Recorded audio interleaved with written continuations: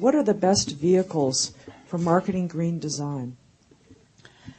Well, as I said before, there are so many vehicles out there now to market green design.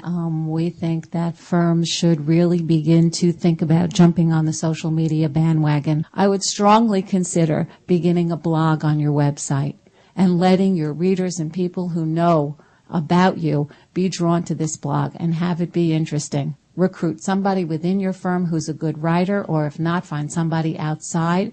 Do a little bit of soul searching and talking and brainstorming and find out what really drives your organization and get something going and update it.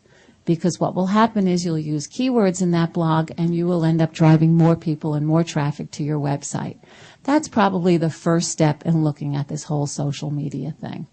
Other than that, there are many different things you can do in the form of email blasts. They're much less expensive than paper newsletters, that's for sure.